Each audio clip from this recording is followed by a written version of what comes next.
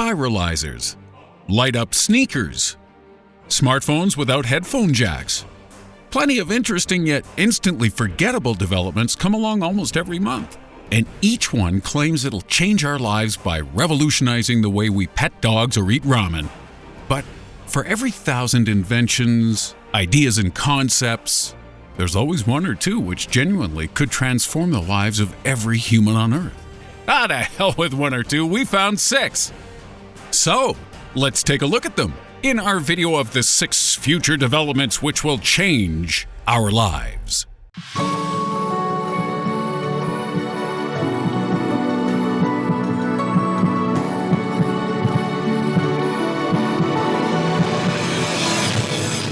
Starting at 6, 3D printers. It may seem like we've been waiting for 3D printing to get its ass in gear for a long time, but actually there have been huge strides made in the past year with this technology, meaning we could be on the cusp of a revolution in the way we buy and sell everyday products. Whereas today you might head to IKEA to buy an awful table lamp or to the sportswear store for a pair of sneakers, with a 3D printer, you'll be able to make these things at home by purchasing a design rather than a finished product.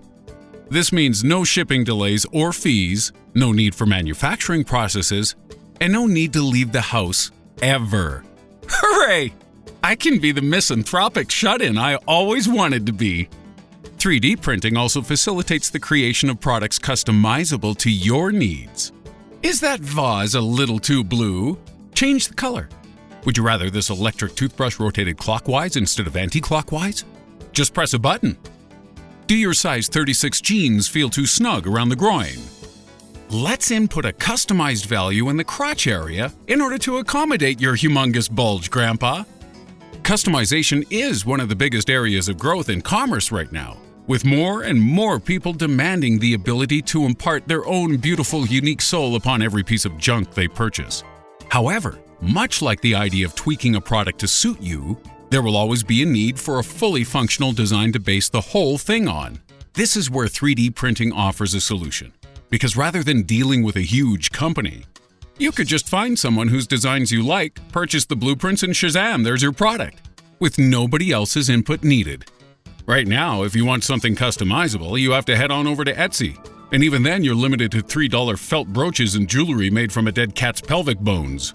But in the near future, customization will become a standard option, because even if you don't own a 3D printer yourself, many independent sellers are now setting up with the technology, allowing them to make suitable tweaks to their designs cheaply and quickly. Obviously, this feature sounds a little too utopian, and in reality, it's far more likely that companies will simply hoard designs produced by teams of individuals, selling them onto you with a huge markup. But nevertheless, 3D printing does have the potential to give designers and customers the power to make their own unique products. 30 years ago, you probably couldn't have imagined having your own TV channel, yet here we are, in a world of PewDiePie, Michelle Phan, and that How to Basic guy who really likes eggs. Of course, we're making the assumption that you'll want to purchase somebody's ideas rather than pirating them. I'll be honest, I wouldn't mind downloading the plans for a 3D printable pair of sneakers. But would you really trust a power saw schematic uploaded by a 12-year-old Russian kid? No, me neither. I'll pay good money not to have my arms sawn off. I've seen that story on Reddit. No arms means extra attention from Mom. And I'm not really into that. It's also important to realize that building random stuff off the internet is just one of the many amazing things we'll see 3D printers do in our lifetimes. Bioprinting is a process which can currently be used to create organic tissues and organs for testing drugs on.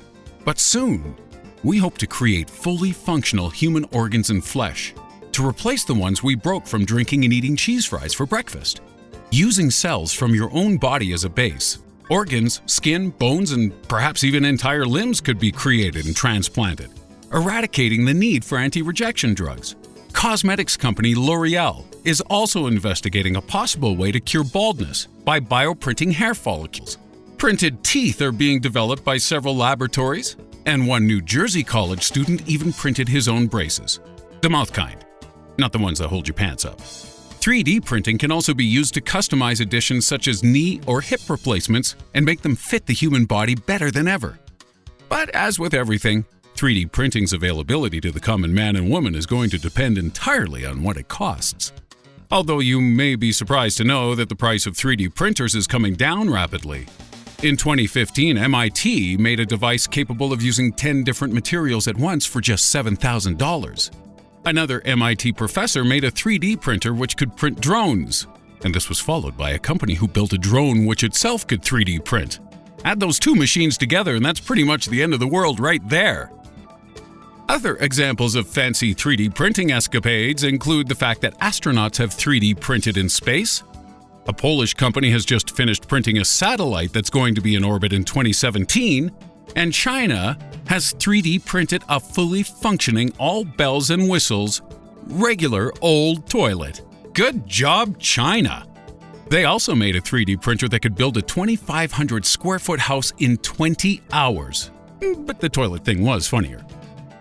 It may take several decades before 3D printers become a standard item in people's homes like washing machines or George Foreman grills. But even if you never get to own one yourself, you'll definitely start seeing the effects of 3D printing around you very soon. Next up, 5. The end of real meat.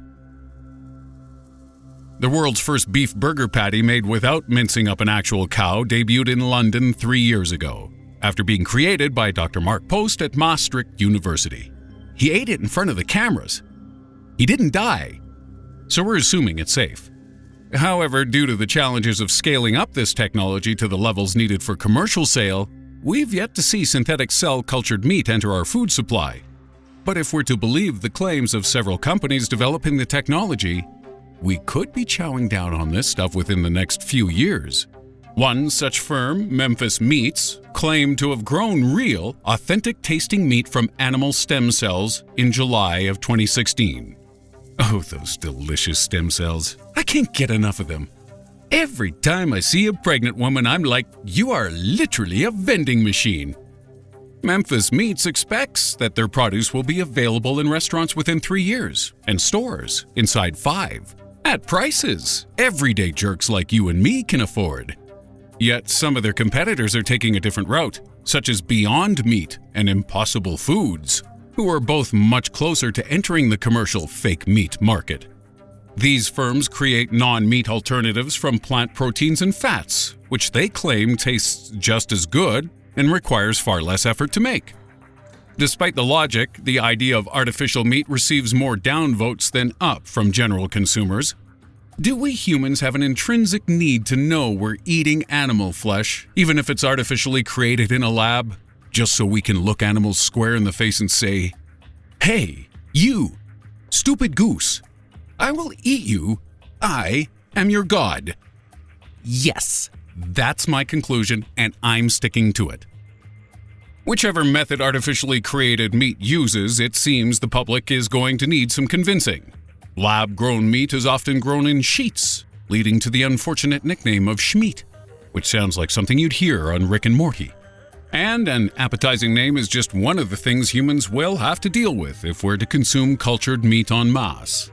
The public has a huge distrust of GMOs right now, so it's more likely that food companies will have to gradually introduce synthetic meat into our food supply, like Mom putting veggies in the mash, or like Monsanto putting mutant corn monsters into everything. If synthetic meat tastes marginally different from what we're used to, we'll reject it.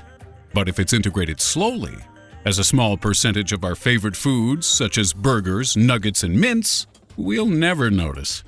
And for those of you saying, "No way, I'll never eat something slopped out of a hose into a paddock-shaped monstrosity," well, I'm not buying that, bub. We've all seen those chicken nugget pink slime videos, yet we still chow down at the various homes of the clown and the colonel.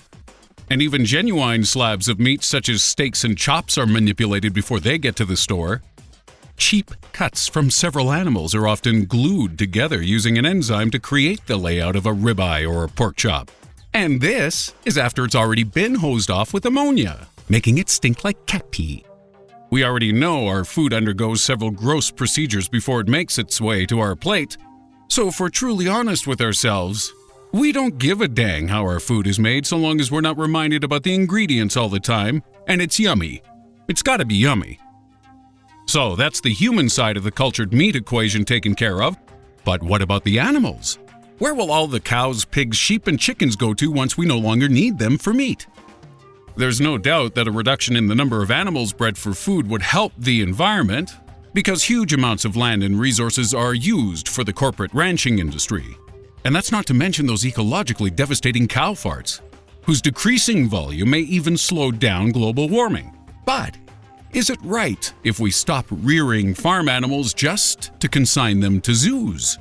Well, that would only happen if we believe that everyone everywhere would stop rearing animals for meat. Clearly, this won't happen. And this means we could have a niche market for genuine animal flesh, where only the rich can afford to taste the true flavor of a long-dead animal. Unless you're willing to break into a zoo and chomp on a piglet. It's also possible that one day, if synthetic meat becomes accepted, that eating genuine animal meat could be outlawed entirely. Can you imagine a society where the only way you can taste a real burger involves dealing with the secret underground meat trade via the jerky dealer on your street corner? I don't want to eat wieners that have spent all day inside some greasy tweaker's jacket, unless he's also going to hook me up with ketchup. One grotesque question of my own, which certainly needs answering, is would it ever be legal to grow human meat? If nobody's getting hurt, and it stops cannibals gnawing on their fellow man, would we also find a use for that meat-cultivating technology? Also, there's an interesting crossover here between 3D printers and tissue generation techniques. What if they were combined, and every home simply printed out its own food whenever they needed it? Would beef-flavored printer cartridges cost more than zucchini? Could I download the cell schematics needed to make a real leather jacket? Perhaps one based on Ashley Olsen's skin. Why can't I eat a piece of actual meatloaf? Why, damn it? Why? I don't know the answer to these questions, but if cultured meat really is around the corner, I think we need to find out for my own sake. At 4, self-driving cars. Right now, there are thousands of self-driving cars traversing the roadways of the world. And even though there have been a few notable accidents, the vast majority of these can be blamed on human error. Furthermore, this handful of fender benders pales in comparison with the amount of deadly pileups we humans cause. And when automatic cars become ubiquitous in the future, people are going to look back and wonder how the heck any of us managed to last a single day without getting minced by a 4x4. With bills passed in various countries legalizing the autonomous car, and Google and Tesla currently competing to roll out these vehicles commercially, a world of entirely automated vehicular transport is almost upon us. But what will this world look like? It's predicted that by 2020 there will be 10 million fully or semi-automated cars on America's roads. But it'll take until 2050 for all vehicles in the country to become 100% automated. When this happens, it is estimated that fatalities from road traffic deaths could be reduced by as much as 90%, saving 30,000 lives annually in the US alone. With the human propensity for automotive carnage, it's therefore quite likely that one day driving a car on the open roads will become illegal, with non-automated cars only used for pleasure on closed circuits. You'd think Americans get angry when you try to take away their guns. Just wait until the government wants to snatch your non-automatic car off you. But this restriction could go even further, because it's also likely that individual car ownership will end, and that automatic cars will run on an Uber-style ride-hailing service. Today, cars spend 90% of their lives stationary, sat in driveways and parking lots. And it has been calculated that we need just 10% of the number of cars we have now in order to service our current needs using this approach. With such a huge decrease in costs and environmental damage possible, we'd be pretty selfish not to do this. Some people will obviously pay good money to own their own self-driving car, but if you're happy taking a fleet car, it's going to save you a heck of a lot of cash. Those who want to pay even less may also be offered to share rides with other people, much like Uber does today. And since there's no driver to rate, perhaps we'll start rating each other as passengers. Today I shared a ride with Hank. He He had a musty odor and wouldn't shut up about Honey Boo Boo assassination conspiracies. 2 stars. There's also the amusing image of people having heart attacks in automated cars and turning up to their destination a little bit dead. Children being allowed to ride by themselves and getting into all sorts of shenanigans. Drug deals conducted using cars as oblivious 4-wheeled mules. And family road trips getting that little bit more tetchy now that mom and pop have nothing else to concentrate on. However, there are a few ethical concerns regarding self-driving cars that we need to overcome before we roll them out. If a car's sensors detect a human being, at what point should it be programmed to disregard their safety in favor of its passengers? Could a hacker take control of your vehicle? Will automated cars give 2 craps about road-wandering kitty cats? And what are we going to do with all those folks who drive for a job? We'll answer that later. But one major benefit to automated cars is that with fewer vehicles on the road, there's simply no need for parking lots, garages, or road signs at all. Automated cars can move around all day waiting for passengers, charge when they need to, get repaired when they need to, and never take up space doing nothing. We'll enjoy thinner roads and faster journeys too, as automated driving systems will be far more accurate than you or I belting down the racing line of a freeway at 150 kilometers an hour. What we'll do with all this extra space is anyone's guess. I'd like to believe we'd turn our city's thoroughfares back into beautiful organic spaces which were here originally, but it's more likely we'll get a bunch more condos and Starbucks. Oh, and there's one more bonus to the development of self-driving cars which you might not have considered, because it's something humanity thought it would never ever be trusted with. Hover cars. Under human control, personal flying vehicles are just too dang dangerous.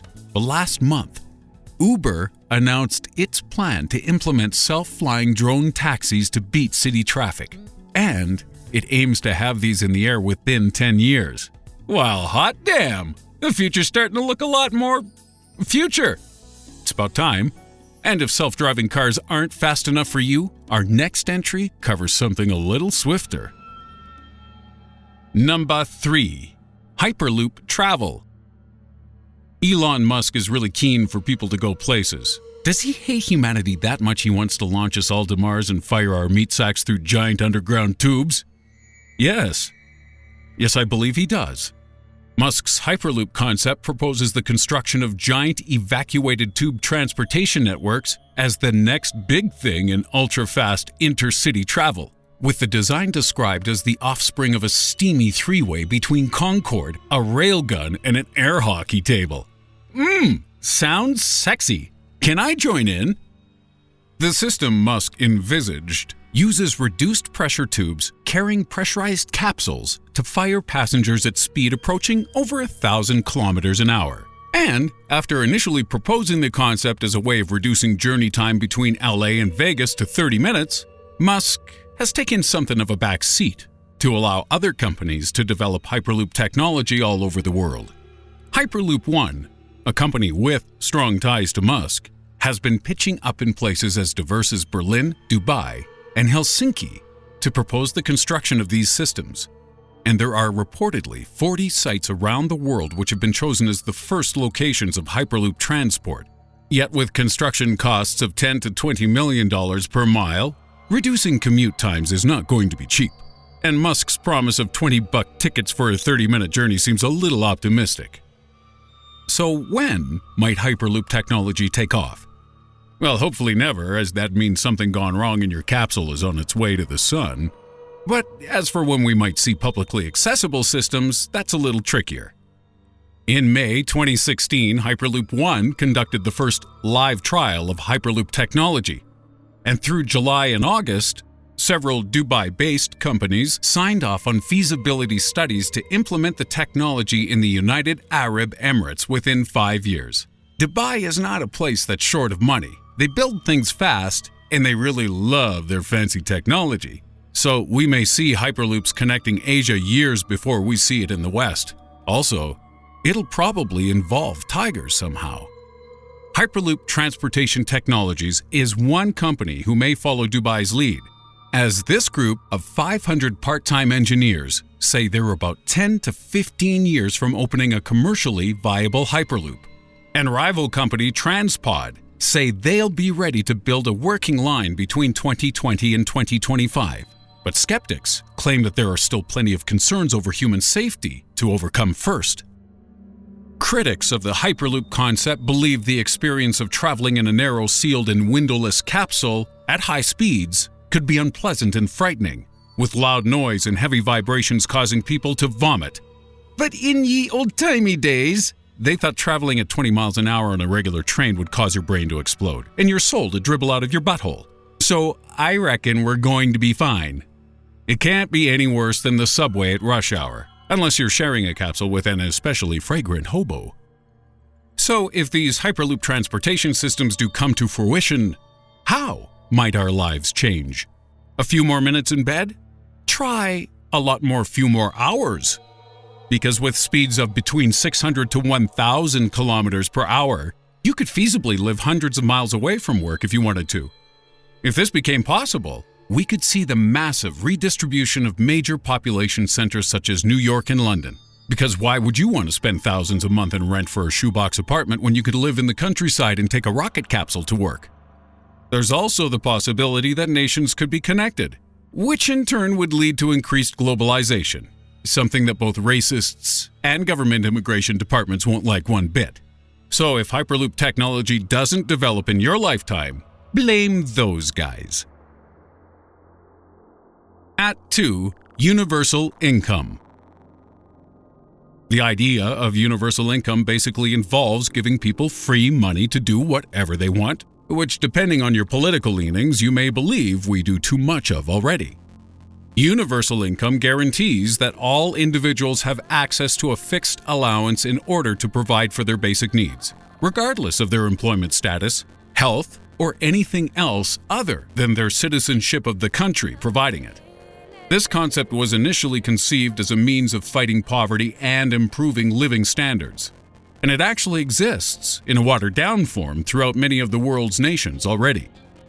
The US, Britain, Brazil, Spain, Denmark, and Canada all have welfare packages provided to those on the poverty line or who are disabled. But these systems guarantee only a small amount of money to those who receive it. True universal income proposes a more generous stipend from the government providing living costs and then some. And there are several good reasons why such a provision may become advisable or even necessary in the future. The first and most commonly cited reason is the impending obsolescence of the manual human labor force. As we discussed earlier, truckers, chauffeurs, and pizza delivery guys will all lose their jobs once self-driving cars become prevalent. Bad news for porno scriptwriters, but good news for fans of not cold Italian food. And it's not just drivers whose jobs are under threat from technology. Factory workers are already being replaced by robots in many countries. And if you think about it, there aren't many human tasks which a robot couldn't potentially do better. Jobs which require human interaction might be safe, such as handshake teachers or the role of erotic masseuse. And of course, highly important creative roles such as writing YouTube videos and doing voiceovers for YouTube videos will always remain the preserve of man. Or will they? Sadly not, because there are journalistic algorithms being developed right now. Algorithms which could potentially generate content and eradicate the need for human writers. And Stephen Hawking aside, there are plenty of advanced synthetic voice programs that could also put me out of a job too. Dang! Anyone need a funny answer phone message recording? I'll say anything for a taco. The entire human manual workforce finds itself in a situation similar to that which English textile workers experienced during the early 18th century.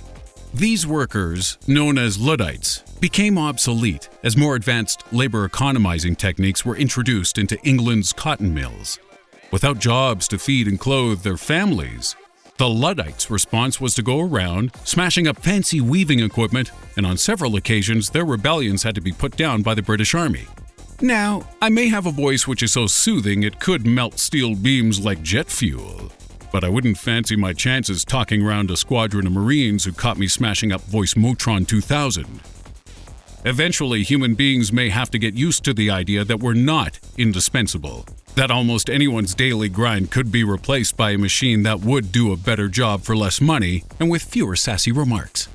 So what would we do with our days if this happened? Surprisingly, we may still work, albeit in jobs we actually want to do, rather than the ones we're forced to do to avoid freezing and starving to death. Trials of universal income have taken place since the 1970s, with even staunch Republican Richard Nixon giving his approval to the idea. And the results of these trials were fascinating. They found that when people were provided with a fixed sum of money every month, the majority cut their working hours slightly, with barely anyone giving up work entirely, and most people reporting increased family stability and a higher level of overall satisfaction. A trial in an Ambian village also found that universal income made people far more entrepreneurial, as while continuing their day jobs, villagers used this cash as seed money to create businesses such as salons and bakeries. Based on these results, it seems most people will want to do more than just exist, and without the pressure of having to take any old job, you give people the power to do the things they've always dreamed of. We may also see an increase in personal services between humans. And no, not just the kind you're thinking. In a world where human contact is becoming less frequent and necessary, it's likely we'll pay more for interactions with human entertainers, beauticians, chefs, and other industries which offer a personal touch. Stores where real people serve you may become a novelty, and the exchanging of ideas could become more valuable than the exchanging of currency. We'll paint more pictures, write more novels, sing more songs. And sure, a small proportion of people might mooch about doing nothing, but they'll be the real losers. They'll lack the satisfaction of doing a job you love and being rewarded for it. Other benefits include the potential to equalize society, a reduction in crime levels, and a complete overhaul of our schooling system. Instead of educating children in how to get a job they hate to buy junk they don't need, we might instead teach youngsters how to interact more positively with their fellow man. Sounds kinda hippy-dippy, right? But have you ever seen a sad-looking hippie? Exactly. The main problem with universal income is, of course, how are you going to pay for it? As the savings on crime and poverty-related costs will only go so far. One obvious solution would be to apply large taxes on the industries which use automated machinery to pay for the jobs they've destroyed. You may think this all sounds like a commie way of doing things, but if we don't implement higher taxes on robot-backed industry, all you'll have are super-rich machine owners and a lot of angry unemployed people. Today, it's economically more viable to buy and service robots than to pay human workers $5 a day. So clearly, something has to give, because a robot workforce is something we'll definitely see in our lifetimes. The CEO of Carl Jr. said earlier in 2016 that he wants his restaurants to be fully automated, where customers never have to deal with an actual human being. Around the same time, Foxconn replaced 60,000 workers on iPhone production lines with robots, and another Chinese company set up the world's first fully unmanned factory, decreasing their company's workforce from 600 to 60, in a move which tripled productivity and improved product quality by 20%. In 2015, we even saw the world's first artificially intelligent lawyer, a system called Ross, hired by a law firm.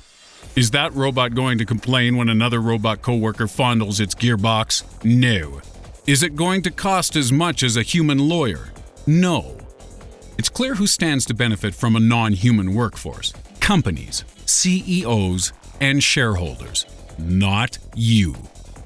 So it seems the implementation of universal income is only a matter of time. And in the future, it's entirely plausible that our 9-to-5 existence, slaving away in a cubicle, could be seen as barbaric as living in caves and hunting for food. And at number 1, the Internet of Things. Have you ever posted one of those statements onto your Facebook profile which categorically refuses permission for anyone to use or sell your data? Congratulations! You're an idiot! You sold your data when you signed up. In fact, we all have. for everything we've ever used online. 1.13 billion people log into Facebook each day. There are 500,000 comments posted, 293,000 statuses updated, and 136,000 photos uploaded. All of this data, along with everything in your profile and all the crap you've ever clicked on, is being used to form your online identity. And this is true for almost every single website, every single app, and every single internet-connected device you have ever used. And when every device becomes an internet-connected device, you'll start hemorrhaging data like never before. The Internet of Things is the name given to the networking and communication which takes place between devices, servers, vehicles, buildings, and anything else where data can be accumulated, stored, or analyzed. By 2025, barely any devices will exist which do not send and receive data, and we'll come to expect such constant communication, viewing it in the same way we do electricity. Today, one of the fastest growing industries involves the analysis and use of this data for new and exciting purposes. But some of the possibilities are also a little bit scary. The Whistle Activity Monitor is a device which helps keep track of your dog's physical fitness to help you watch its weight. But how long will it be before a similar device is designed for humans? Oh, wait! We've already got that! It's called a Fitbit, and to a lesser extent, Pokemon Go. So, a more pertinent question might be, when will the information from your Fitbit and all those Charizards you spent hours chasing in the park be used to shape your life? By the sounds of it, very soon. Auto insurance companies are already using data gleaned from onboard car sensors to create behavioral profiles for their drivers, and this in turn can be used to jack up or lower your insurance premiums. Such a system could easily be applied to medical insurance policies. In fact, right now, there's even a Japanese toilet company called Toto, whose lavatories analyze your poop and send the results to your doctor via an app. I guess it beats taking a dump in the tub and handing it over to your doctor's receptionist, but what happens if you flush a goldfish? Anyway, just like that tub of human butt fudge, we're going to be more than willing to hand over huge, steaming chunks of data in exchange for more personalized services and suggestions. The Internet of Things won't need to persuade us to let it take over our lives, because we're already doing it. Struggling to watch your weight? Let your fridge communicate with the grocery store and your fat ass to determine what food you should be eating. Can't meet the right guy or girl? Let's analyze all your emails, messages, and pics and see where you've been going wrong. And if your job sucks, why don't we just take a little look-see at your SAT test scores from nearly 20 years ago and see which position is right for you? Heck, if you can't decide which dirty movie to watch online, the Internet of Things might be able to figure out exactly which parts you enjoyed in previous clips and find the perfect category of filth for you to enjoy. These are but a few examples of how we might use the Internet of Things and big data to transform our lives. But regardless of industry, it all boils down to the provision of one thing: choice. Choice. We don't simply want more choice, we want informed choice. Choice driven by data we've provided, thanks to our habits. If you're driving like a crazy person, you can choose to drive safely and reduce your premiums. If you behave and eat like a slob, you can choose to use data to improve yourself. If we play it right and use the Internet of Things in a non-intrusive way, the future will be like that time someone bought you a super thoughtful birthday present because you mentioned it 6 months ago. We screw it up. Our interconnected world will seem like an artificially intelligent beast nagging you at every mistake you make. But make no bones about it, once this kind of world exists, there can be no going back. And that's our list. Are you excited as I am about hoses full of meat and hover cars? If not, you don't even know what joy feels like. But if you'd like to scare yourself a little bit more, then why not take a look at our recent video on the 7 ways you're being spied on right now. This is how we're using the Internet of Things today. And it may be how we use it tomorrow as well.